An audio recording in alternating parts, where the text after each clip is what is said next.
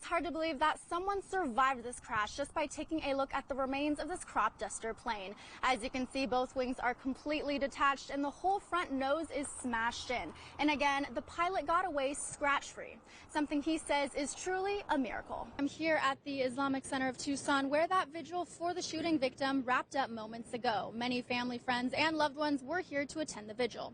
Now, since the shooting, one outside organization that specializes in offering resources to schools that have endured shootings said that they are bringing their team to the University of Arizona. So how are the students feeling about this? I went to campus and I asked. I spoke to members of the Jewish community here in Tucson who tell me they are very shocked and heartbroken following today's attacks. We are told detectives are withholding the identities of the victims as they continue their investigation and notify family members. Be sure to stick with us as we continue to learn more. Tucson Fire tells me that this new collaboration between TFD, the Public Safety Communications Department, and MD Ally Telehealth, their medical responses to 911 calls will be both faster and more effective. And their responses were positive. People seemed very excited to welcome in this new chapter, and despite the recent financial struggles the university has faced, none of the students I spoke to today seemed concerned. Imagine you're a part of an organization that helps people with disabilities and you get all of your stuff stolen. Well, for one group here in Tucson, they didn't have to imagine it because it happened to them.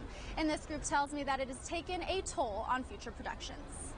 Meet Amy Cubillas. She is the founder of the Sanctuary Project, a local nonprofit here in Tucson with the goal of putting an end to animal euthanasia. They've been working for 14 years, but Amy says they knew they needed a new approach with this ever-growing problem.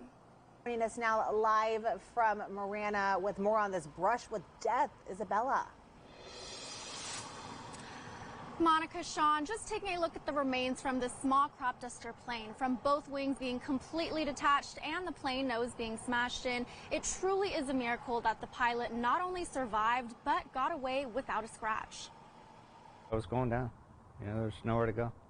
Pilot Tommy Glover, the owner of Quality Aviation in Marana, says what began as a regular Tuesday quickly escalated into the most terrifying day of his life. It was just another ordinary day. I'd already put out 2 loads on the field over there, and I was spraying to the west of the homes. Glover was flying his crop duster plane, spraying herbicide onto the cotton plants at Post Farms, a routine activity he did on the daily. Once he finished, still in the air, he set off for his next destination, and that's when he realized something was very wrong. The airplane started acting up and malfunctioned, and I had no choice but to go straight ahead, and that's when I had wound up in the homes. His plane ended up crashing into the roof of a Marana home near Lambert and Airline Roads, causing damage to the roof of the home and an AC unit. A crane was also brought in to remove the plane. We are told no one was inside the home, and thankfully no injuries were reported. I spoke to Anna Arias, Glover's girlfriend, who is thankful he lived to see another day. I'm very happy that he's here with us, and he's very blessed to be here. People shouldn't be mad about what happened because it was an accident, and things could get replaced, but lives can't. While Glover did walk away without any physical harm, he says he is still processing what actually happened to him. Well, I thought I was done. I mean, that's scary to see a bunch of rooftops and know you're headed for them, But thank God nobody was hurt. I asked Glover if he'd ever get back into a plane ever again after the crash. He tells me, I'm getting it ready now. So you're not scared? You're not fearful? No, not at all. No, not at all. Now we continue to wait for the preliminary report as the FAA and NTSB continue their investigation into this plane crash. Glover does tell me that all maintenance on his plane was up to date. Reporting live from Marana, Isabella Fredrickson, News 4 Tucson. News 4 Tucson's Isabella Fredrickson, who spoke to a witness who told her that she saw everything that happened. Isabella, what did she tell you? Well, Sean, this freshman told me that she was shocked and could not believe what was happening. The shooting occurred just steps away from her freshman dorm. I spoke to her and she walked me through her experience during last night's deadly shooting. This is Emily McDowell's first year at the University of Arizona. The freshman from Missouri says her dorm was a few feet away from where the shooting took place. She tells me she heard the gunshot from her dorm. So people heard it and started running to the window because they heard it in their rooms, and that's how I found out. We were just watching from the window, and we just all saw it happen. Like, we just found out that he didn't make it. And police say this started as a dispute on the volleyball court near Park Avenue and 4th. Sometime around 11 last night is when they responded to a Pima Community College student being shot. He died on the scene. Police released this picture of the man they say is the suspect. They tell us he's 6 foot tall and of Middle Eastern or Hispanic descent. He was last wearing a white short sleeve shirt and tan pants. it doesn't really make me feel very safe. Like, our dorms didn't go on lockdown last night. People could still walk in, which was definitely really scary. I have a night class, so that's kind of scary. The university released a statement. It reads in part, "We are all shocked and saddened by the tragic death of a Pima Community College student last night." They go on to say, quote, "The investigation suggests that last night's incident was isolated and that neither the victim nor suspect are affiliated with the University of Arizona." As police continue their search, students are hoping the suspect is caught and caught quickly. Yeah, it's scary, and I hope it doesn't happen again. I'm glad I'm safe, and I hope they catch the person. It's pretty freaky that they're still on the run. Now, this deadly shooting is still under investigation, and if you have any information regarding the situation, you are asked to report it to UAPD or TPD. Reporting live from the University of Arizona, Isabella Fredrickson, News 4 Tucson.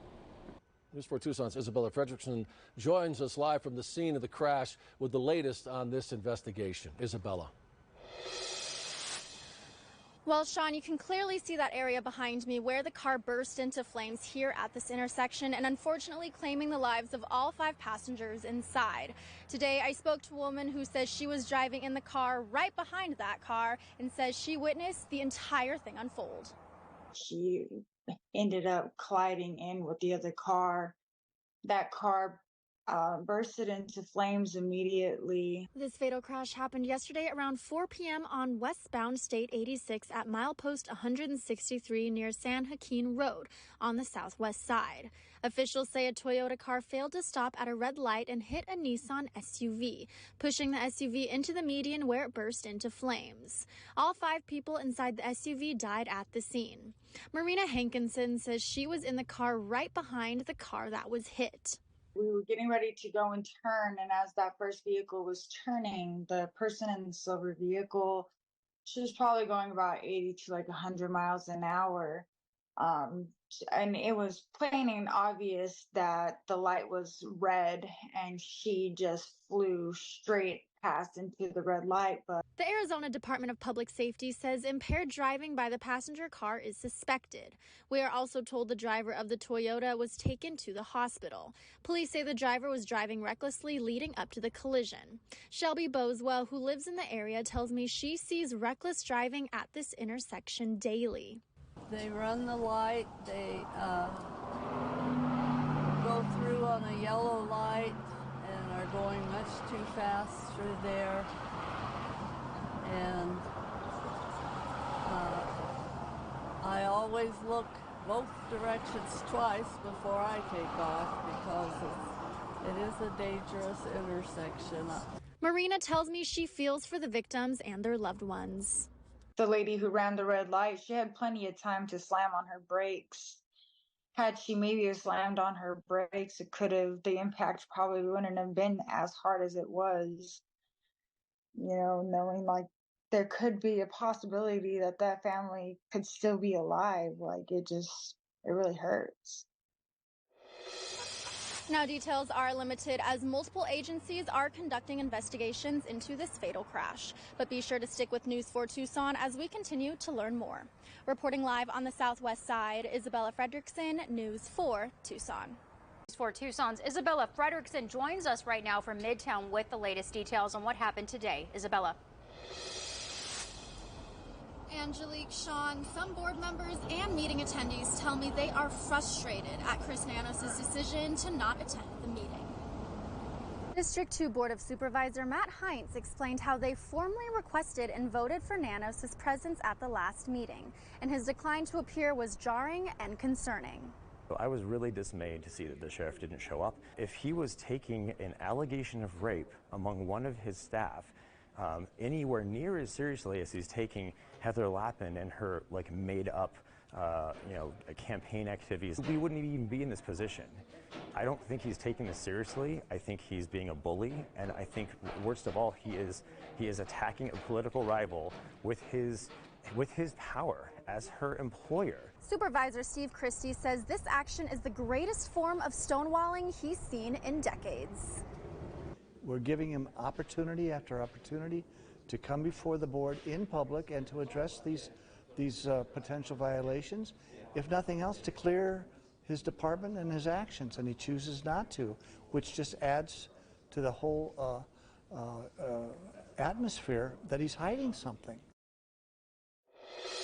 Sheriff Nanos announced he would not address any questions regarding these alleged allegations until after the election. Reporting live in downtown, Isabella Fredrickson, News 4 Tucson.